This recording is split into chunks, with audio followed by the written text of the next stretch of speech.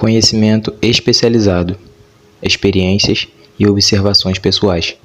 O quarto passo em direção à riqueza. Existem dois tipos de conhecimento, geral e especializado. Quando se trata de ganhar dinheiro, pouco importam a quantidade e a qualidade do conhecimento geral. O corpo docente das grandes universidades reúne praticamente todas as formas de conhecimento geral acumulado pela civilização. No entanto, a maioria dos professores tem pouco ou nenhum dinheiro. São especializados no ensino do conhecimento e não em sua organização e utilização. O conhecimento só atrai dinheiro quando direcionado de forma organizada e inteligente, por meio de planos de ação práticos com um fim específico. O desconhecimento deste fato tem sido motivo de confusão para milhões de pessoas que acreditam falsamente que conhecimento é poder. Nada disso. O conhecimento é apenas poder em potencial. Só se torna poder quando organizado em planos de ação definidos e dirigidos a uma meta específica. Atualmente, esse elo perdido de todos os sistemas de educação conhecidos pela civilização pode ser encontrado na deficiência das instituições educacionais quanto a ensinar seus alunos a organizar e usar o conhecimento adquirido. Muitos se enganam pensando que, por ter pouca escolaridade, Henry Ford não era um homem educado.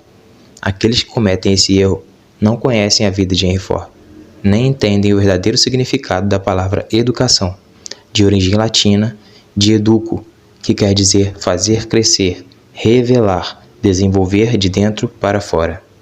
Uma pessoa educada não é necessariamente alguém que tenha muito conhecimento em geral ou especializado. Uma pessoa educada é aquela que desenvolveu as faculdades mentais de maneira a conseguir obter tudo o que deseja, ou quase tudo, sem violar os direitos alheios. Henry Ford se encaixa perfeitamente nesta definição.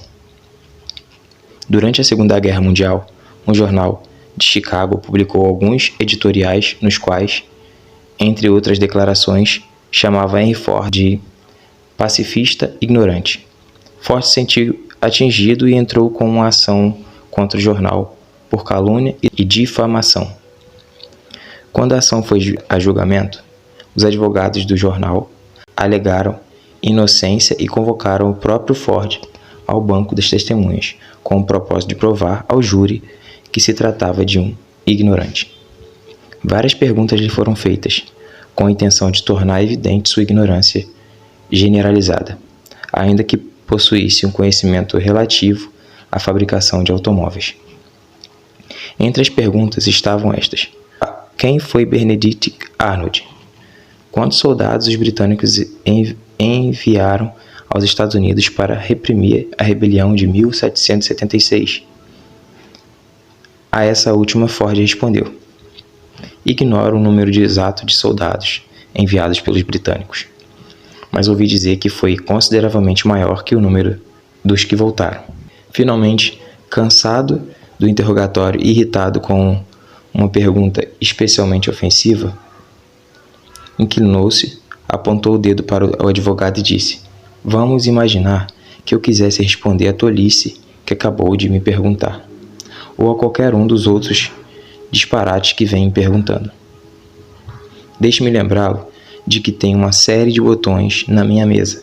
Basta pressionar um deles para ter ao meu lado pessoas capazes de esclarecerem qualquer dúvida sobre o negócio ao qual eu venho dedicando meus maiores esforços. Agora poderia ter a gentileza de me dizer por que eu deveria encher a cabeça com conhecimentos gerais apenas para ser capaz de responder às perguntas, quando tenho pessoas em torno de mim que podem fornecer-me qualquer resposta que se faça necessária? Certamente havia uma lógica excelente nessa argumentação. A resposta embaraçou o advogado. Todos no tribunal perceberam que aquela não era a resposta de um ignorante, mas a de um homem que tinha educação. Qualquer homem é educado quando se sabe onde buscar o conhecimento de que precisa e como organizar esse conhecimento em planos de ação definidos, com a assistência de um grupo de mente mestra. Henry Ford tinha sob seu comando todo o conhecimento especializado que o capacitava a tornar-se um dos homens mais ricos dos Estados Unidos. Não era essencial que o conhecimento estivesse em sua mente. Certamente, a importância desse exemplo não escapará a qualquer um que tenha interesse em um livro como este, Inteligência Paralelo. Antes de certificar-se da sua capacidade de transformar o desejo em seu equivalente, é preciso que tenha o conhecimento especializado do serviço, da mercadoria ou da profissão que você tenciona fornecer em troca da fortuna. Se for preciso um conhecimento especializado superior ao que você teve capacidade ou interesse em adquirir, solicite a ajuda do seu grupo de mente mestra. Andrew Carnegie declarou nada entender dos resultados técnicos dos negócios do aço, nem está particularmente interessado em aprender. Ele foi buscar o conhecimento especializado necessário à fabricação e comercialização do seu produto nos componentes do seu grupo de mente mestra. O acúmulo de grandes fortunas requer poder, e o poder é obtido pelo conhecimento especializado, altamente organizado e direcionado de forma inteligente. Esse conhecimento, no entanto, não precisa necessariamente ser dominado pela pessoa que acumula a riqueza. O parágrafo anterior deve dar esperança e encorajar a todos que ambicionam acumular fortuna e não têm educação ou preparo bastante para garantir o conhecimento especializado necessário. Algumas pessoas atravessam a vida sofrendo de complexo de inferioridade por não se considerarem suficientemente educadas.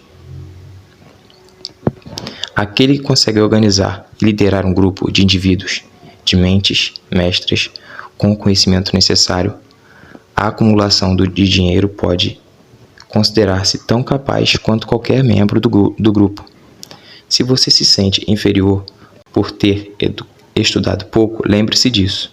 Thomas Edison frequentou apenas a tua escola durante apenas 3 meses, toda a sua vida. No entanto, não lhe faltou educação, tampouco morreu pobre. Henry Ford não chegou a completar a 6ª série, mas se arranjou muito bem por conta própria em termos financeiros. O conhecimento especializado está entre as formas de servir mais abundantes e baratas. Se duvida, consulte a folha de pagamentos de qualquer universidade. Vale a pena saber como adquirir conhecimento.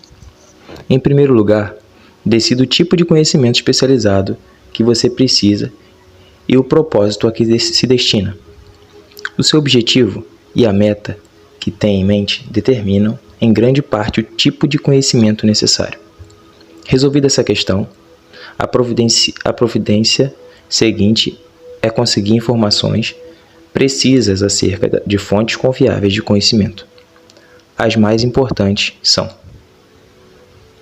sua experiência e formação. Experiências e informações disponíveis por meio de cooperação de outros, aliança com mentes mestras, colégios e universidades, bibliotecas públicas, publicações e livros nos quais pode ser encontrado todo o conhecimento acumulado pela civilização, cursos especiais de treinamento, cursos noturnos e de educação à distância. O conhecimento adquirido deve ser organizado e colocado imediatamente em prática, com o propósito definido, de acordo com os planos práticos já elaborados. O conhecimento só tem valor se for obtido por intermédio de sua aplicação, com vistas a um fim louvável. Eis aí uma das razões da pouca valorização dos títulos acadêmicos.